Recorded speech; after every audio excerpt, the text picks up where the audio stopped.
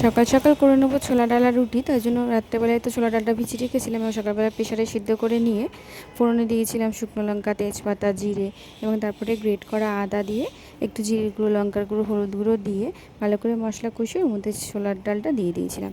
এবং নামানোর আগে আমি কিন্তু ওর মধ্যে অল্প একটু চিনি মিষ্টি অনুযায়ী, কারণ ছোলার ডাল নিরামিষ খাবারগুলোতে একটু মিষ্টি না দিলে হয় না, আর শেষে কিন্তু ঘি আর গরম মশলা দিয়ে নামিয়ে নিয়েছিলাম। রেডি হতে বাবাকে দিয়ে দিয়েছিলাম রুটি আর ছোলার ডাল।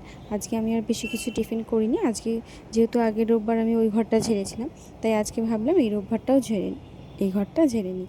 মামাইও নেই ঘরে, নয়তো ও ধুলোবালিতে আসতে অসুবিধা হয়, তাই ভাবলাম আজকে আমি আর ছোট্টি মিলে মুছিনি। সমস্ত রকম কিছু আগে বাইরে রেখে দিয়ে তারপরে আস্তে আস্তে ঝেড়ে নিলাম। এই ধরনের খাঁজ কাটা এই যে সিলিংগুলো থাকলে কিন্তু এর ভিতরে নোংরাগুলো বেশি করে ঢুকে থাকে, ওই জন্য ভালো করে ঝাঁটা দিয়ে প্রথমে কিন্তু পরিষ্কার করে নিলাম। আর এই যে আমি এক এক করে সব কিছু নামিয়ে নেমে দিচ্ছে আর সত্যি সব মুছে দিচ্ছে। তো দুজনে মিলে হাতে নাতে কিন্তু ঘর পরিষ্কার করে নিলাম। তো শুভ সকাল বন্ধুরা, আমি দেবজানি, আমার মেনু লাগে তোমাদের সকলকে জানাই স্বাগত। তো তোমরা কে কে ঘর ঝেড়ে নিয়েছো? তো পুজোর আগে দেখবে ঘর ঝেড়ে নিলে সব কিছুই ঠিকঠাক থাকে, যেন ঘর পরিষ্কার তো সব পরিষ্কার। যদিও বা যতই পরিষ্কার করো না কেন, বাইরে দরজা খোলা থাকলেই ধুলোবালি ঢোকে আর সেগুলোতেই কিন্তু ঘর নোংরা হয়। তো সুন্দর করে আমি ঘর গুছিয়ে নিলাম। ঘর পরিষ্কার করে আমিও রেডি হয়ে গেলাম অফিসে যাওয়ার জন্য। তো সকাল সকাল চলে গেলাম অফিস। তো তখনও দেখলাম অল্প অল্প করে বৃষ্টি পড়ছে।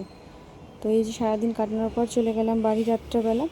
তো আজকে বেশি কিছু সেল না হওয়ায় রাত্রেবেলা তাড়াতাড়ি চলে গেছিলাম ঘরে। তো এইভাবেই কিন্তু সারাদিনটা কেটে গেল। তো টাটা বন্ধুরা।